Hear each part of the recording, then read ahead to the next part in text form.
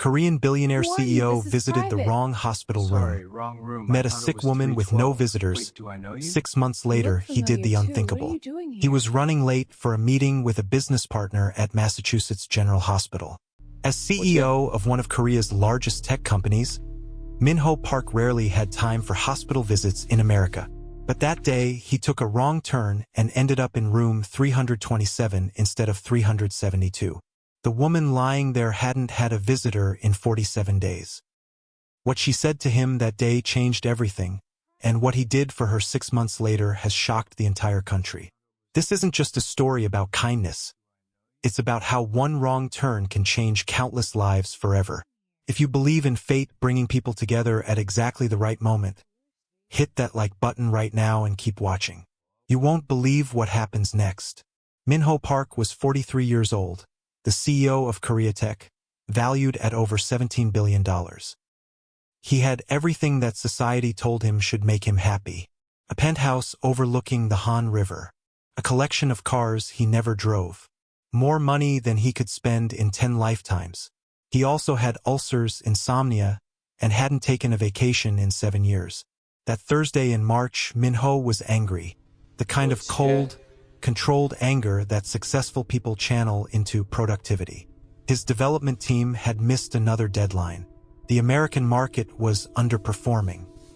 His ex-wife had called to remind him he'd missed their son's science fair, the third school event he'd missed that month.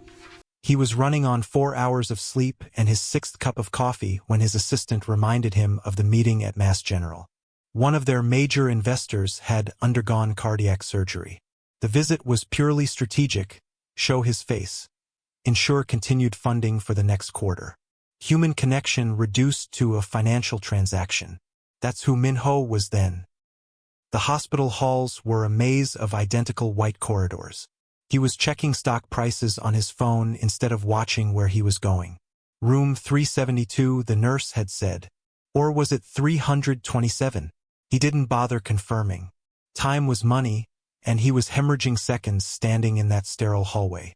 Minho pushed open the door to what he thought was room 372 without knocking. Why would he knock?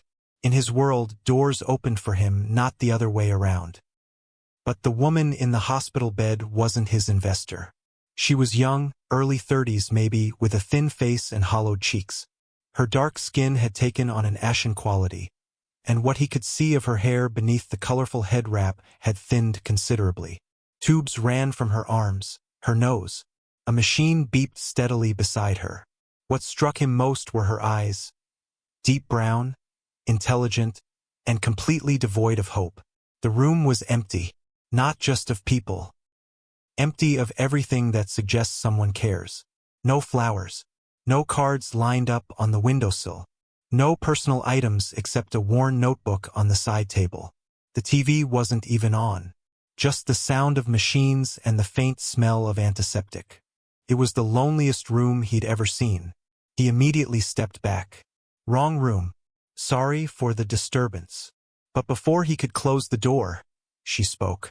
Her voice was soft but clear, with a slight southern accent. Are you looking for Mr.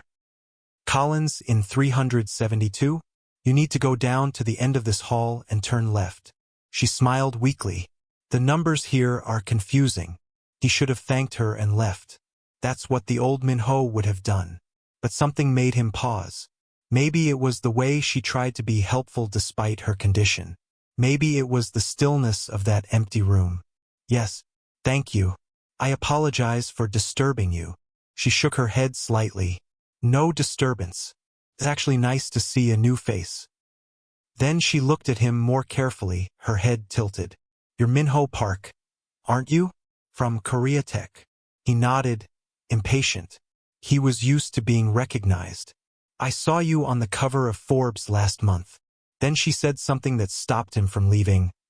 Why does someone who has everything look so lonely? Minho felt his face flush with anger. Who was this sick woman to analyze him? To see through the carefully constructed facade he showed the world? He almost snapped at her, but the gentle curiosity in her eyes held no judgment. I should go, he said stiffly. Of course. Mr. Collins is expecting you. She looked out the window. Thank you for the brief, company, anyway. It's been 47 days since anyone besides medical staff has been in this room. 47 days. She'd been counting the days of her isolation. Something cracked inside him. What's your name? He asked. Laura Johnson. Are you expecting visitors today, Laura Johnson?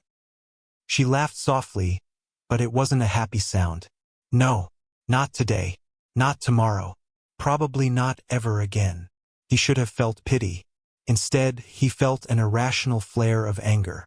Not at her, but at the empty chairs beside her bed. At the absence of flowers.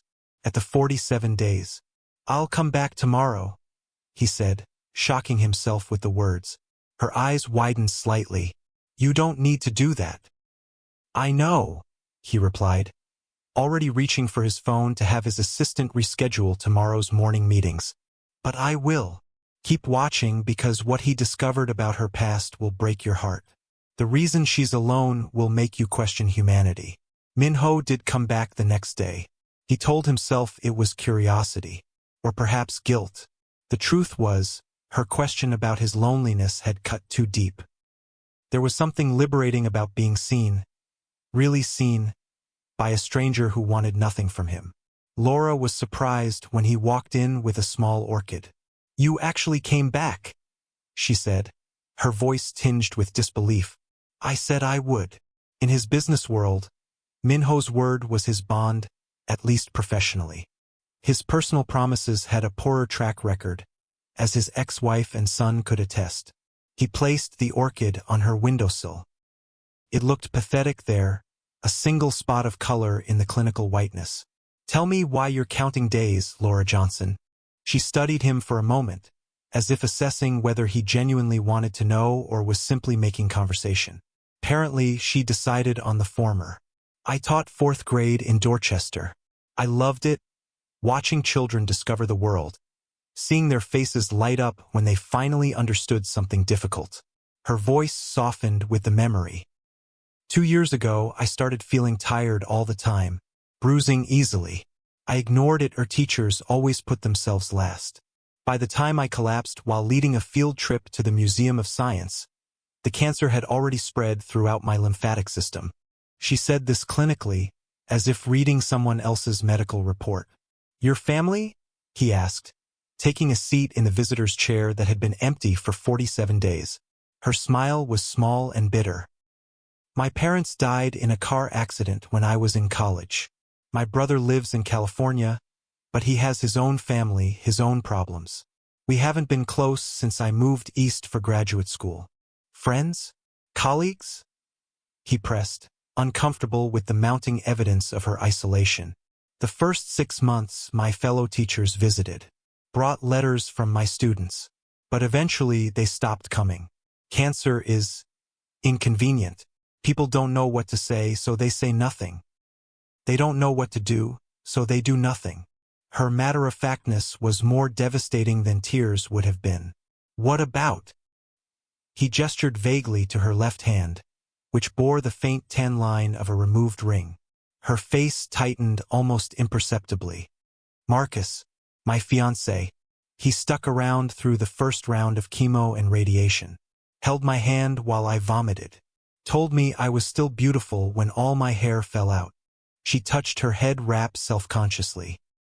When the first treatment failed, when the doctors said we were looking at a more aggressive approach with lower odds of success, he said he couldn't watch me suffer anymore. The anger Minho felt then surprised him with its intensity. He abandoned you? When you needed him most? Laura shrugged, but he could see the pain behind her forced nonchalance. He said he didn't sign up to love someone who was dying. That it wasn't fair to ask him to build a life with someone who might not have a future. Her voice cracked slightly. The night before my second round of treatment began, he packed his things and left. His parting words were that he needed to protect his heart. Minho gripped the armrests of his chair, knuckles white. And what about your heart? Cancer patients don't have the luxury of protection, she said simply. They sat in silence for a moment. The steady beeping of her monitors punctuated the quiet. You mentioned students, he finally said. Her face brightened slightly. Yes, my fourth graders. For months after I got sick, they made me cards. Sent me videos of them singing songs we'd learned together. Their parents would bring them to visit on weekends. And now, the light in her eyes dimmed. One of the mothers decided that exposure to serious illness would be traumatic for the children. Then another parent suggested that seeing someone so sick might give them nightmares. Within weeks, the visits stopped. The cards stopped. I became a cautionary tale rather than their teacher. She picked at the edge of her blanket. Children follow their parents' lead. If adults treat illness like it's contagious or shameful, children learn to stay away too. Minho felt physically ill, not just at the cruelty of her fiancé or the fear of the parents, but at how familiar it all seemed. Hadn't he done the same thing countless times? Avoided difficult situations? Prioritized his comfort over others' needs? Cut people out when they no longer served his purpose? "What's in the notebook?" he asked, nodding toward the worn journal on her bedside table. Laura's expression softened. "My stories. I always wrote stories for my students. Little tales about courage and kindness and finding magic in ordinary places. I thought maybe someday I could publish them with illustrations." She laughed softly. "Silly dream now, I suppose." "May I?" He gestured toward the notebook. She hesitated, then nodded. He opened it carefully. Inside were dozens of handwritten stories, some accompanied by simple sketches.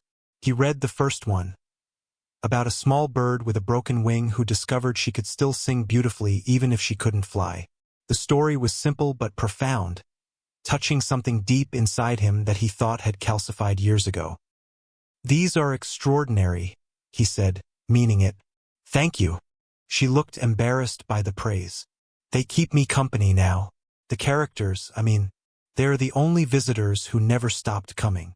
Minho checked his watch, an automatic gesture born from decades of scheduling his life in 15-minute increments.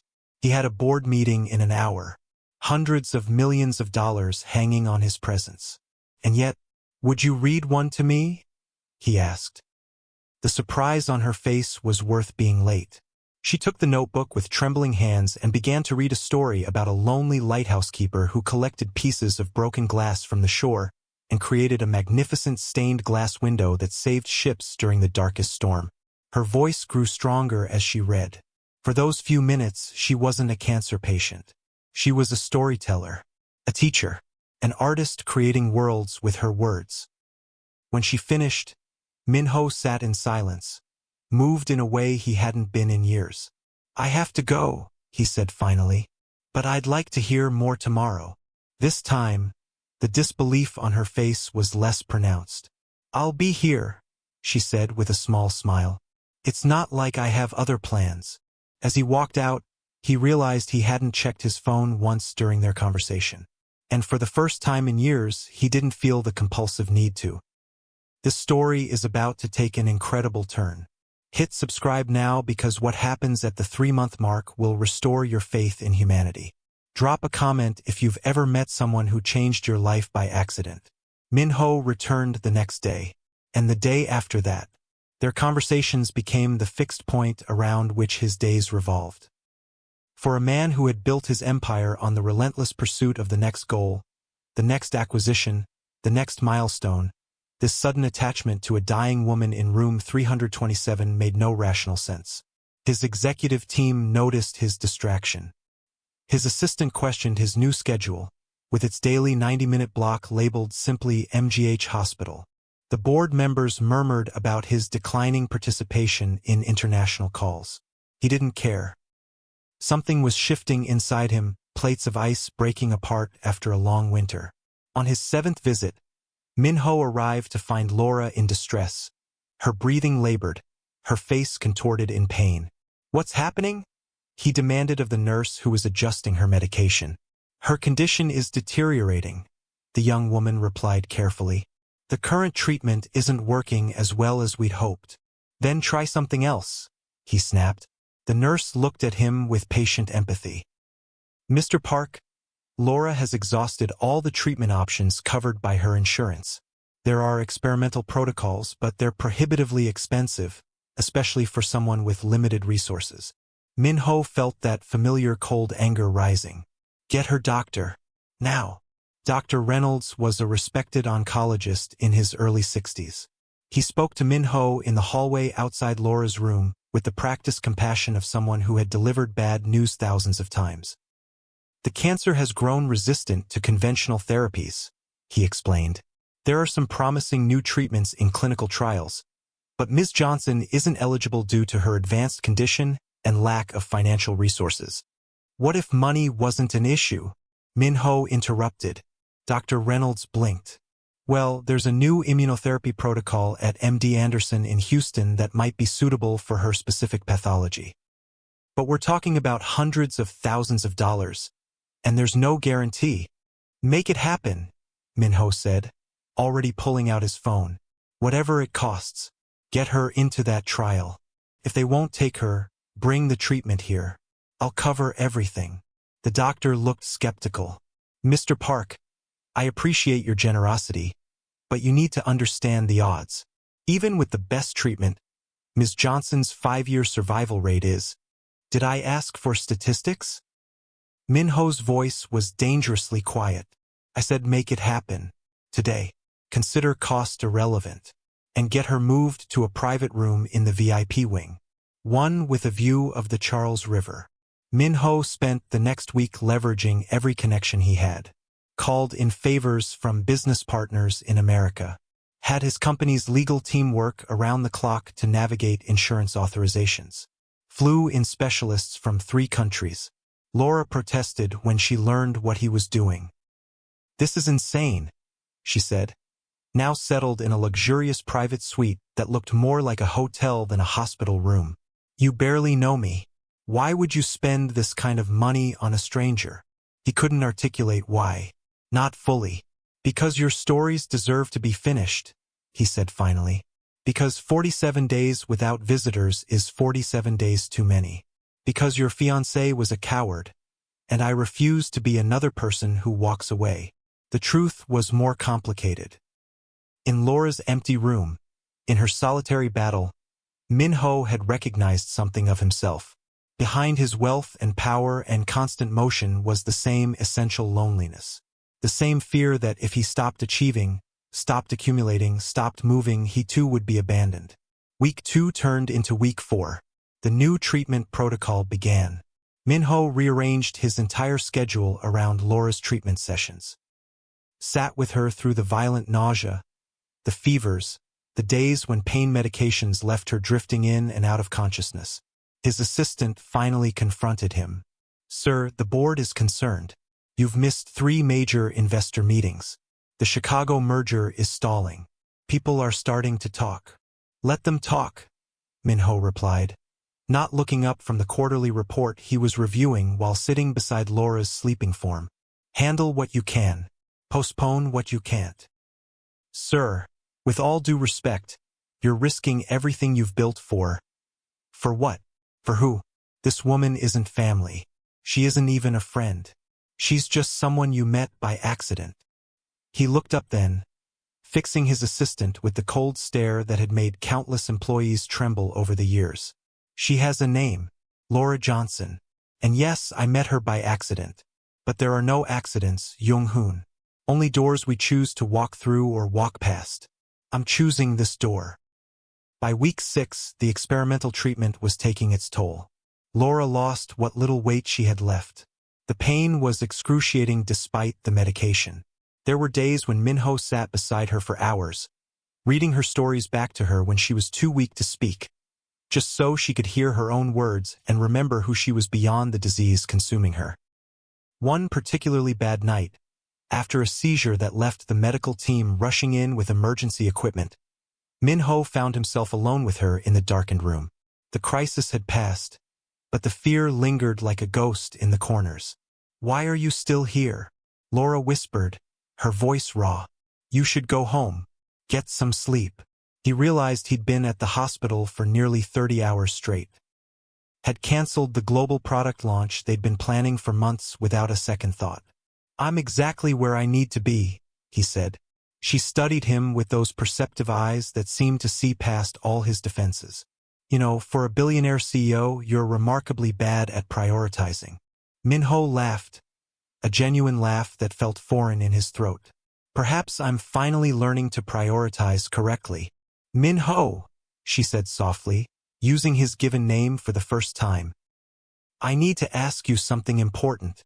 He tensed, prepared for the worst, that she wanted to stop treatment, that the pain was too much, that she was giving up. Would you? She hesitated. Would you bring me some mac and cheese from Sylvia's Soul Food on Tremont Street? I've been craving it for months. The absurdity of her request, comfort food in the middle of this life and death battle, broke something open inside him. Minho laughed until tears came, and then he wasn't sure if he was laughing or crying. Mac and cheese, he repeated, wiping his eyes. From Sylvia's on Tremont. Nothing else will do. She smiled, a flash of her old self breaking through the pain. Nothing else. I dreamed about it 3 nights in a row. It's a sign. Then mac and cheese you shall have. Even if I have to wake up the owner in the middle of the night. 2 hours later, they sat in her hospital room eating takeout from styrofoam containers. It was 3 a.m. She could only manage a few bites, but the joy on her face as she savored each one was worth the chaos he'd caused having his driver speed across Boston for this specific dish. This, she said, setting down her fork, is living, not just surviving but living. Thank you for that gift. When month 3 arrived, something unexpected happened. Dr. Reynolds entered the room with an unusual expression, cautious optimism. The latest scans show a 30% reduction in tumor mass, he announced. It's a significant response, far better than we anticipated at this stage. Laura and Minho exchanged a look of disbelief. What does this mean? He asked. It means the treatment is working, Dr. Reynolds replied. It's not a cure, not yet. But it's the first positive indication we've had since her diagnosis. If this trend continues, he didn't finish the sentence. Didn't need to. A possibility had entered the room that hadn't existed before. A tiny, fragile seed of hope. That night, Minho sat by Laura's bed as usual, working on his tablet while she slept. But he wasn't reviewing acquisition proposals or market analyses. He was researching children's book publishers, learning about illustration techniques, studying the market for educational storytelling. By month 4, Laura could walk short distances. The doctors were using words like remarkable and unprecedented to describe her response to the treatment. Her hair was beginning to grow back, soft, downy tufts that she laughingly compared to a baby chick's. Minho took her on her first outing, a brief visit to a nearby park to see the cherry blossoms. She was frail, leaning heavily on his arm, but her face when she looked up at the pale pink canopy overhead was transcendent. I didn't think I'd see another spring, she whispered. He tightened his grip on her arm. I think you'll see many more. As they sat on a bench watching the petals drift down around them, Laura turned to him. Your company's stock has dropped 12% in the past month. Minho looked at her in surprise. You're tracking Koreateca's market performance? She nodded. Every day. The nurses bring me financial newspapers now. They think it's strange, but I want to know what's happening with your company while you're sitting in my hospital room. He shrugged. The market fluctuates. It will recover. The financial analysts say your unexplained absence is causing investor concern, that your erratic behavior and neglect of core business functions is undermining confidence. Her voice was gentle but insistent. Minho, you're risking everything you've built. For what? For me? A dying teacher you met by mistake. You're not dying anymore, he said firmly. And even if you were, yes, I would risk it all. Because sitting in that hospital room with you has taught me more about what matters than 20 years in boardrooms ever did. She looked troubled. I never wanted to destroy your life. You haven't destroyed anything, he insisted. You've helped me see what was already broken. When month 5 arrived, the rumors about Minho's mental state had reached a fever pitch in business circles. The board called an emergency meeting, which he attended via video conference from Laura's hospital room, an act of defiance that only fueled speculation. "Minho, we're concerned," the chairman said, his diplomatic tone barely concealing his frustration. "Your preoccupation with this personal matter is affecting shareholder confidence. The American expansion has stalled. The European investors are threatening to pull out. And now we hear you're considering canceling the New York conference." "Not considering," Minho corrected calmly. "I've already canceled it." The collective intake of breath was audible even through the video feed. "This is unacceptable," one board member burst out. "You've built this company from nothing into a global powerhouse, and now you're throwing it all away for what? Some charity case? A midlife crisis? Are you having some kind of breakdown?" Minho should have been angry at their presumption. Instead, he felt a strange calm. "I appreciate your concerns," he said, "and I understand them. 6 months ago, I would have shared them. But something has changed."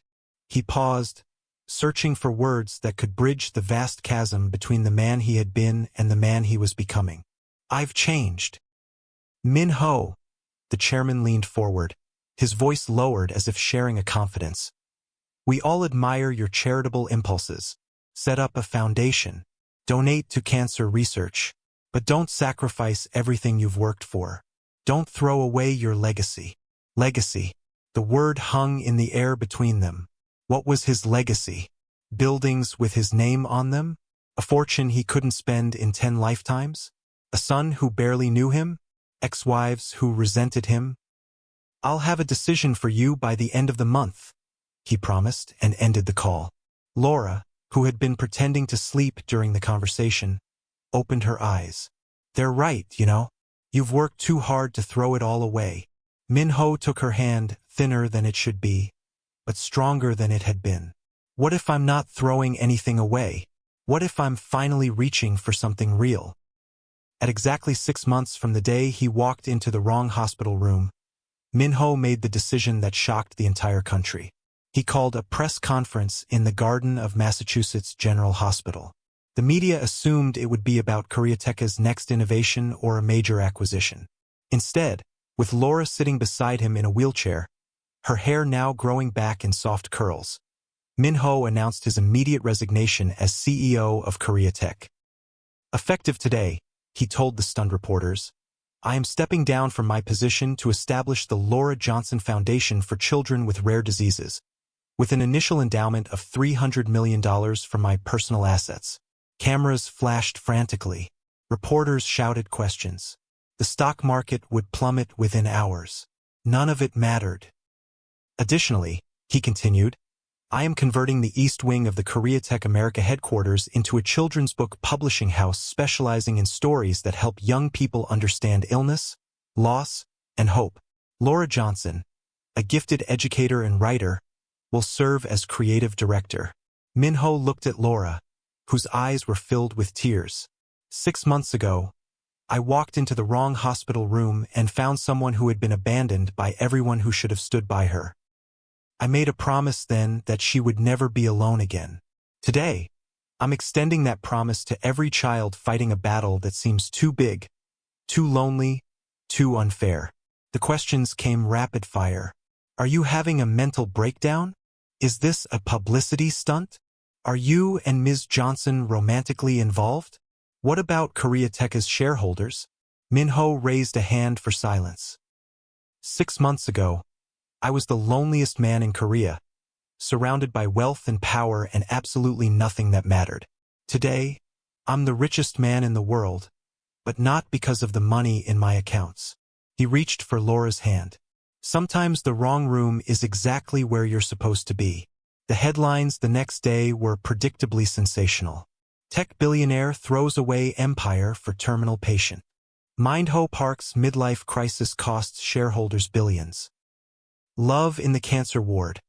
Korea's most eligible bachelor gives up everything for dying teacher. They all missed the point. In the year since that press conference, the Laura Johnson Foundation has funded treatment for over 300 children with rare diseases. The publishing house has released Laura's stories in 17 languages, with royalties funding additional medical research. The first series features characters based on her former students, the same children whose parents had deemed her too traumatizing to visit. As for Laura herself, her cancer isn't gone. The battle continues with good days and bad. But her last 3 scans have shown continued improvement.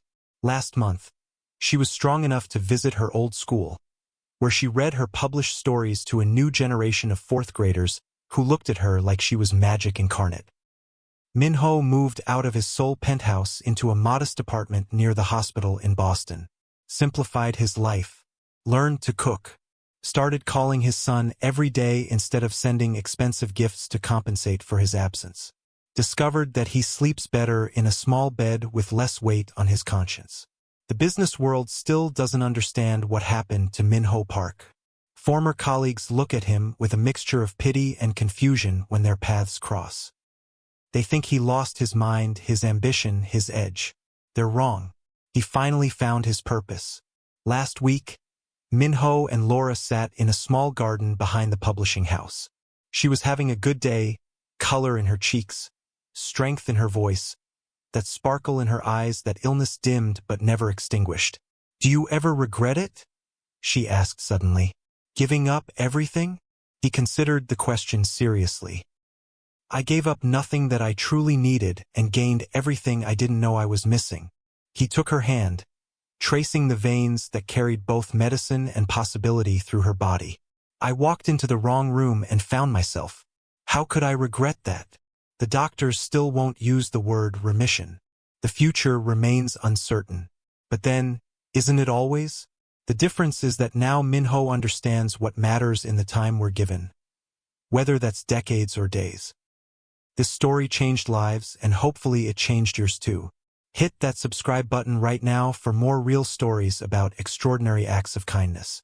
Share this with someone who needs to believe that beautiful things can come from life's wrong turns. Comment below with the moment someone unexpected changed your life forever. Remember, sometimes the biggest miracles start with the smallest mistakes. No one knows what tomorrow will bring for Laura and Minho. Only that he will face it beside her, grateful for the wrong turn that led him to room 327, to a woman who had been counting days of loneliness, to a purpose larger than profit margins and market share. They say he did something unthinkable. The truth is, once Minho saw clearly, it was the only thing he could do. Sometimes you have to lose your way to find your path. Sometimes you have to enter the wrong room to find your right place in the world. And sometimes, if you're very, very lucky, you find someone worth changing everything for.